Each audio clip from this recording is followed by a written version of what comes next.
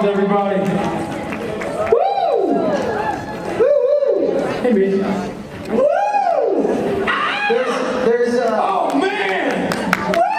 Check that shit out. No, it's just for Rich. That's okay. Oh, dude, you got it going on. Like you're gonna slice of that, Robbie? Wow, he just made it weird. What? Yeah, Star Wars universe, 2 years. You got Han or Lando? Can you please name?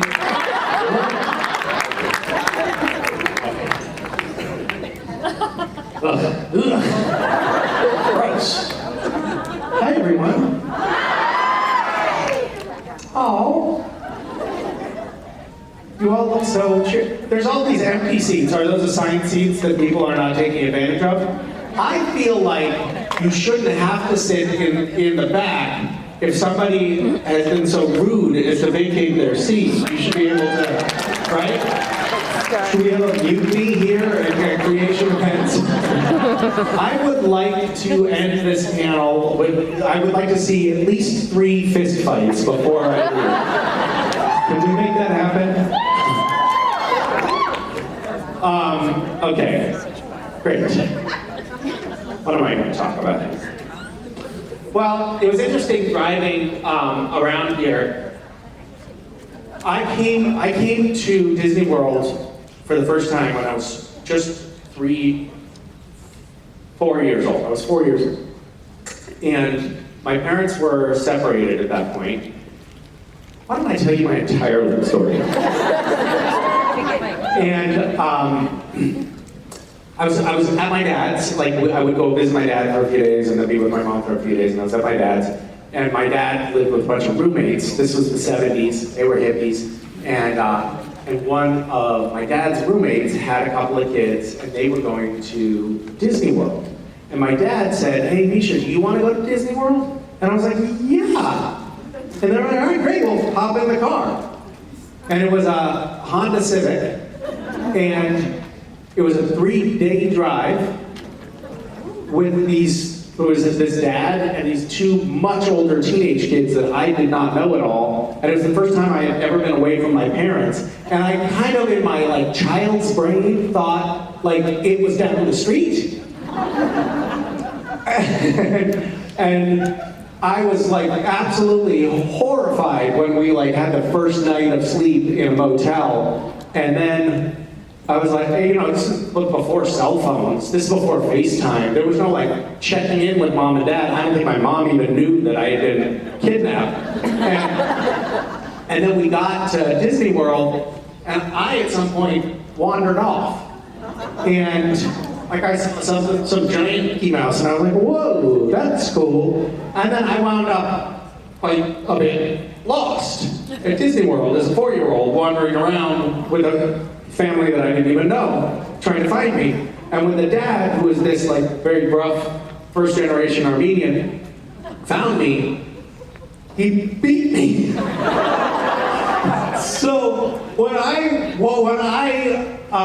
and it just came sort of crashing back for me, but seeing like the Disney sign, I had this immediate like tightening in my stomach. I was like, that's just not a safe place.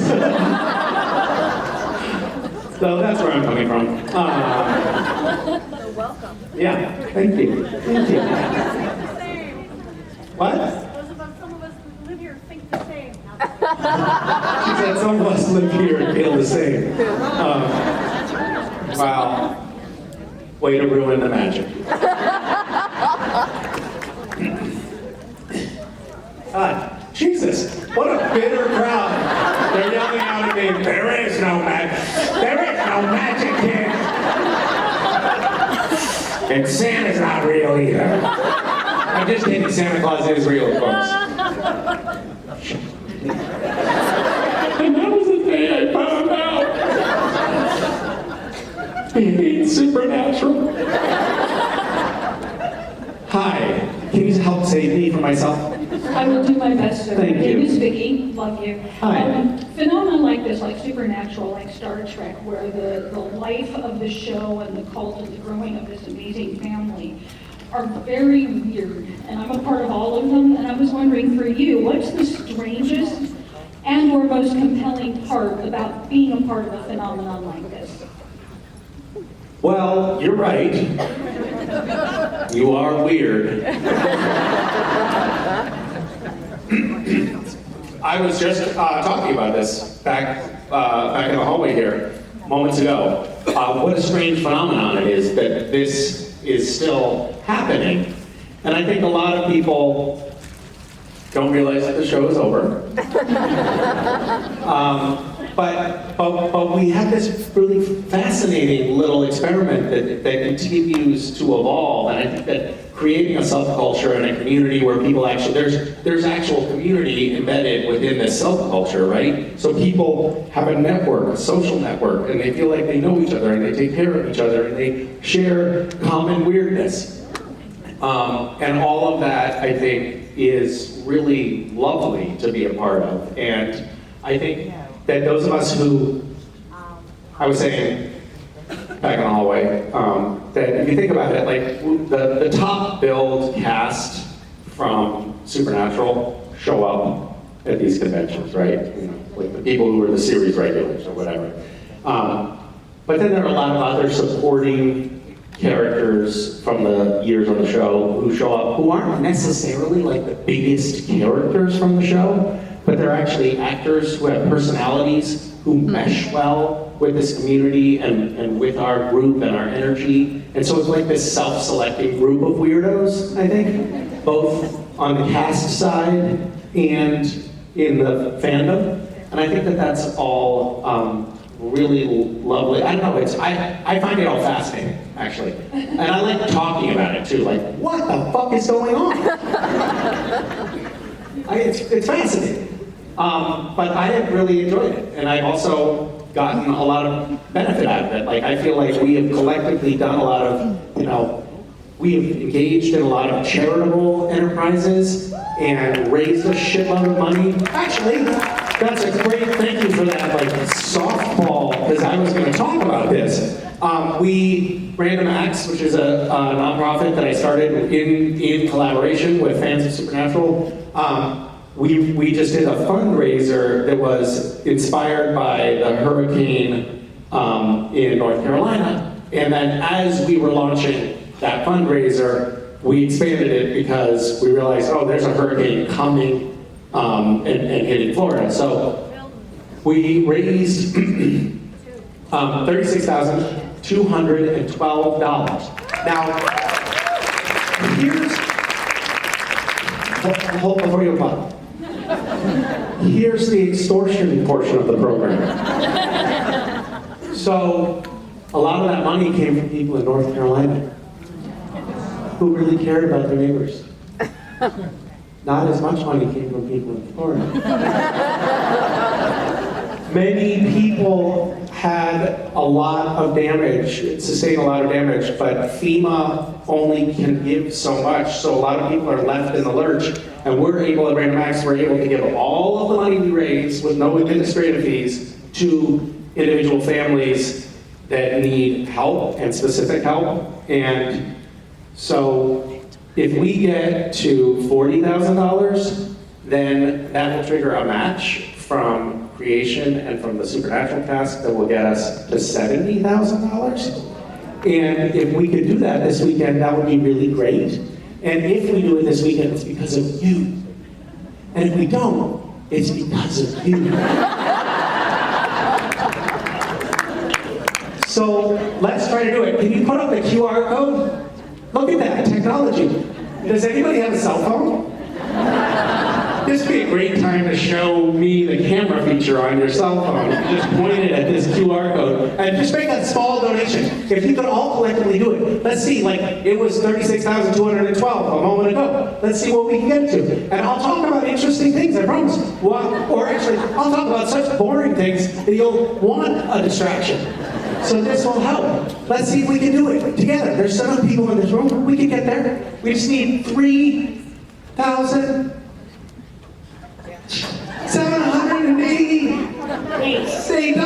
Thank you. Thanks. Can you put that down? Okay, great. Thank you. That was really well placed. That was, it seemed totally natural what we just did. That was really good. Hi. Hi. Super natural. Good point. My name is Ginger.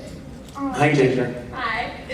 And my question is, I heard a rumor saying that you had originally auditioned for a demon on the show. First off, is that true? And second off, if it is, how did you get the role cast? Well, the evolution of Castiel, it will be something I'm sure that many professors at esteemed universities write lengthy tomes about in the future. People will talk about it for many generations to come. But I went in for the audition, and at the time, no angel had been introduced on Supernatural. And Eric Kripke, the creator of the show, wanted to keep it a secret. So this happens every once in a while in casting. Like, for a Marvel movie or something, if you go in for an audition, you're like, okay, cool, can I read the audition material? And they're like, no. Not until you come into our office, and we will hand it to you, and we will watch you, make sure you don't take a photo of the text, and then you have to give it back to us. Like, keep it really secret. So, in this case, Eric Kripke wrote a scene for the character of Castiel, and they put it out as an audition to all of the agents from the casting director. The casting director sent it to all the agents saying, we're casting a new demon, and here's the audition material. So, I had never watched Supernatural, because I don't watch garbage, and that would have been the perfect time for a Rotten Tomato to hit me in the face. So I was like, I don't know, demon is like kind of gruff, kind of gravelly, kind of like angry character. And so I went in and I did this kind of a read of the audition. Eric Kripke was in the room, and so was another producer and the casting director. And I did a take of the audition, and Eric was like, okay, that was good. So I guess like they were gonna wait to see if it was like, if somebody did an okay job, then they would tell them to do it. So Eric is like, so here's the deal. It's actually an angel, not a demon. But we don't want that getting out there. So can you do it again, but this time as an angel? And my brain just went, and I just said the words like this. Because I didn't know what to do. And Castiel was born. So it was like a real, I think what happened is that particular moment created a deer in the headlights, and then that became 12 years of the dorky angel. So, yeah, thanks. Thank you. Thank you. Hi, Misha. My name Hello. is Heather. Hi, Heather. Thank you for being here. We appreciate you. Thank you for being here. So you started with Cooking with West, Yes, and then you went through the Adventure Seeders Club, yes, and now you did road food. right. So my question is, what caused the impetus for doing road food? What happened? How did it come about? All of that stuff. Oh my God. I have had this weird idea for a long time that I wanted to do, which is I have this superpower. I have a lot of superpowers, but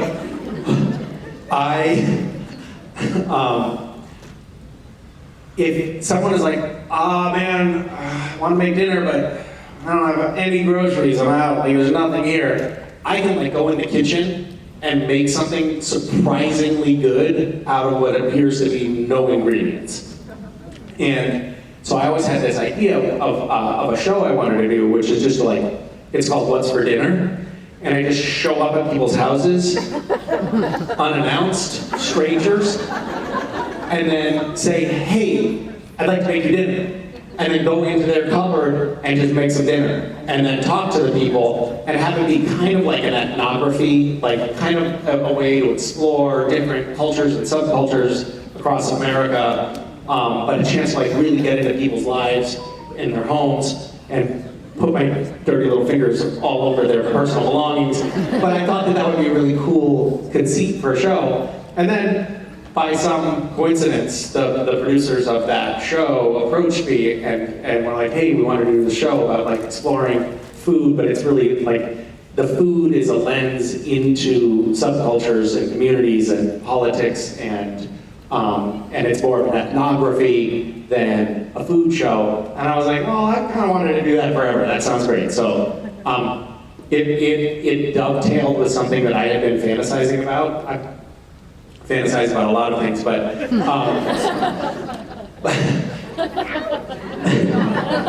That came out wrong. no, it didn't. It came out exactly right. Anyway, that was the evolution. Thank you. Thank you. Appreciate you. Hi. Hi, Misha. I'm Heather. So my question is, when Cass went to the Hot Topical to get the cat for Claire, what made him think of her when he got that? Oh. I have to tell you, I've thought about this a lot.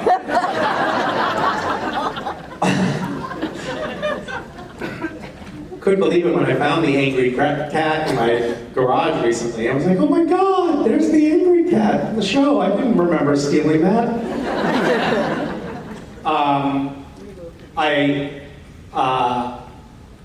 I saw Catherine Newton recently, and we took a photo with the angry cat, which was pretty cool. She's all grown up now, and moved on, unlike the rest of us. We're all like, oh, remember the good old days when we had that show, Supernatural? Remember that? She's like, not really. I'm doing Marvel movies now. I have no idea, because it seems like counterintuitive, doesn't it? You'd think he would go to Hot Topic and be like, oh, I want the Castiel shirt. You know? Or some other like self-aggrandizing little bit of merch that then he could bring to his daughter and be like, look, they put me on a t-shirt. You know, that's what I would do. In fact, that's what I have done with my own children. I make them wear Castiel merch all the time. My daughter actually has a little Castiel shrine in her closet. She has these like sliding doors on her closet. You're looking at me like, oh, your daughter is into voodoo and she hates you. I had been thinking that it was a good thing, and now you're like, that's not good. So you open up her closet and there's like a little light that comes on automatically when the closet opens, and it shines on this little Castiel shrine with all these little dolls that fans have given me over the years that I have very narcissistically collected, and it's actually quite cute. Yeah. But there's no grumpy cat in there. Thank you for that very deep and probing question. Hi. Hi, Misha. It's Malika. Hi, Malika. Hi. So Castiel had so many experiences on Earth, and he grew in so many ways and made mistakes, and then always tried harder. But what is one experience, either like a one-off, like a funny thing, or a longer storyline that you wish that Cass had got to experience? Well, I wish that Cass had been a human for longer, and that we got to experience the full breadth and depth of what that means. And I wish we could have watched him unravel in that world more. That would have been cool. There were a few things I felt like in Supernatural where they kind of like, they were like, well, let's leave them wanting more. And I've always been of the opinion, like, no, leave them wanting less. Stop when they're sick of it, you know? But I wish we had done a little bit more of that storyline. And, you know, I don't know. What else? What should we have done with Castiel? More flashbacks, maybe, like ancient times would have been really cool, or maybe him flying like Superman. I don't know. Well, as you're talking, it makes me realize we had him drink a liquor store one time.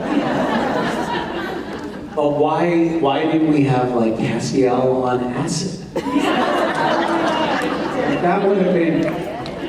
Oh, the guru cats. Listen, don't try to make me remember the show. Nothing makes me angrier. Was he on acid though, or was like that character? He was on acid. It was a lot of fun. It was pot. Ecstasy. He was on everything. Sorry, I don't remember. I was so high, I don't remember. Okay. Well, anyway, the answer is more drugs. Hello. Hi. Up your wings. Thank you. You're welcome. So my question is, how did you become an actor?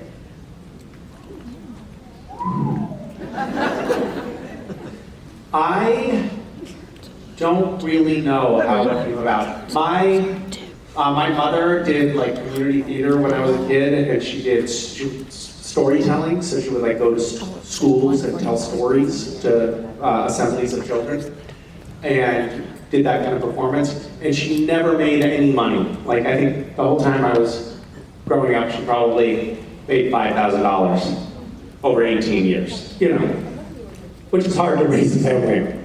And as a consequence, I think I thought being an actor was for sure not a real career option as I was growing up. And I thought I was gonna go to law school and be a responsible member of society. And, but I did mess around a little bit. Like I did some plays in high school and college, and I had this tendency to pretend that I was a foreign exchange student. And I would talk in weird accents, and in like situations where it just made no sense and was kind of inappropriate. Like I would go up to a police officer in New York City and ask him for directions somewhere in a very thick Indian accent. And I did it confidently enough and persuasively enough that they would be like, I can't tell this guy that he's not Indian because he sure sounds like it. But I did it a lot, and I had this one friend, Alejandro Yegros, who's a math teacher now in college, who was really encouraging. He was like, Misha, your accents are very good. I think you should just be an actor. And I was like, shut up. And, but he said it enough, and I was like, oh, maybe I'll do a little acting or something. And so I got out of college, and my ex-wife and a friend from college and myself started a software company. And at the same time, I got some headshots and started to do a little acting on the side. And it was like 3 years in when I was supporting our struggling software business with my acting career. And I was like, wait a minute, this is totally backwards. I think I'm just gonna quit the software thing and do the acting thing. So that's, I guess, a little bit of part of the story right there. But I sort of just jumped in and started trying. That's what I did. Why? Are you going to become an actor? Yes. Okay. What are you going to do as an actor? Act.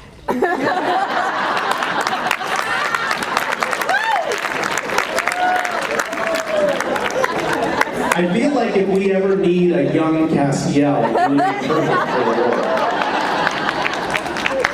Do you have a vision for your career? What kind of stuff? What kind of acting would you like to do? Comedy? Dramedy? Traumedy? Not? What'd you say? Not sure. Very insightful. When you think about wanting to be an actor, why is it that you want to do something like that? Dream job. What's the longest phrase you've ever said?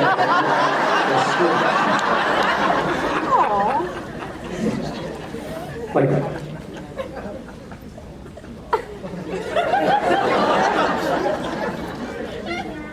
Four words?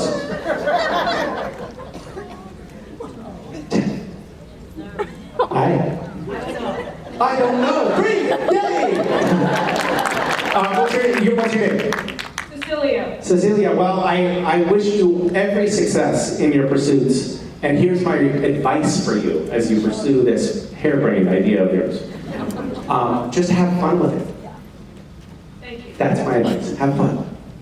All right. Nice talking to you. Nice things. Okay.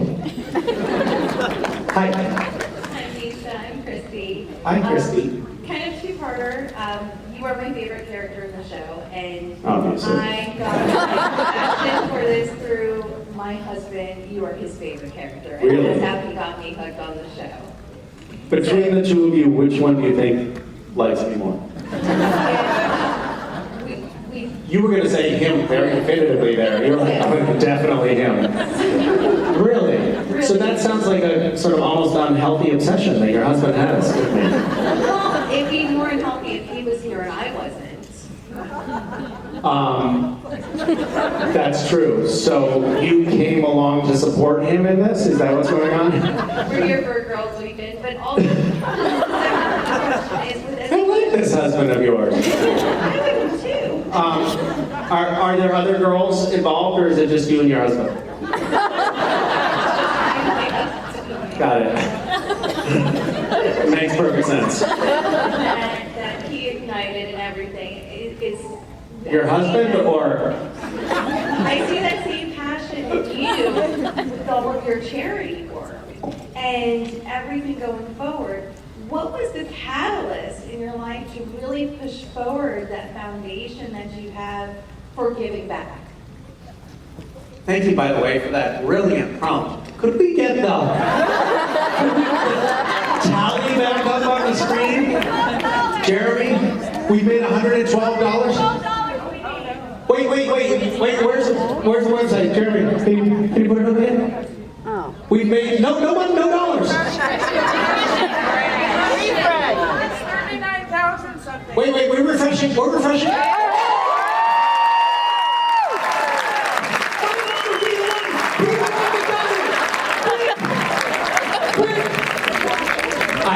I won't say another word until we reach the...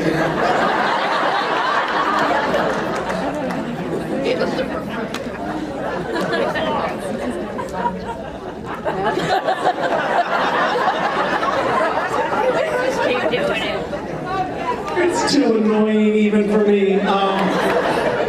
But do keep refreshing. This is fun. Somebody be the one. Be the one. QR code. Oh, QR code. Okay. Thank you. Right. What do you get if you get to know that you help your friends and community? That's what you get. You're like, yeah. It's not what I was looking for.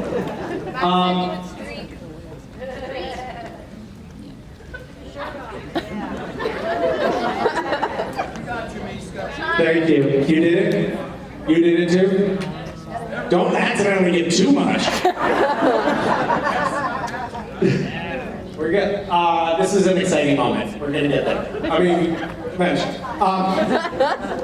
So, I talk about this actually a little bit in my show tonight, but my feeling is that we're all a part of the human family, and that somehow, some way, in whatever way we can, we're all driven by the impulse to try to leave the world a little better than we found it, and that has always felt absolutely clear to me. I know there's some people who feel like their job on the planet is to collect as much for themselves as they possibly can.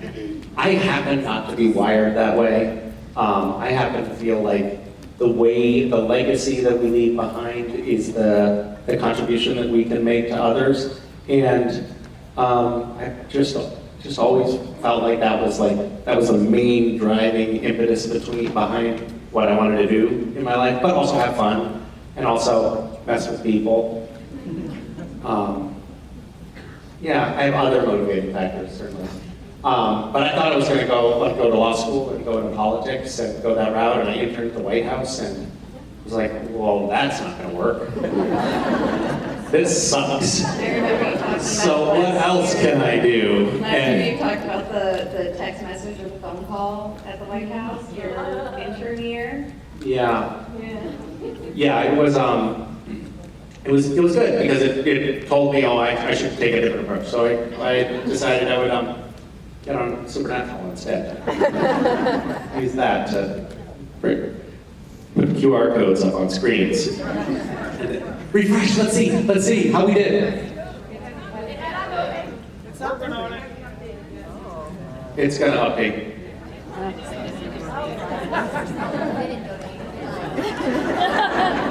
This is how we get you, actually. It's secretly at $90,000 now.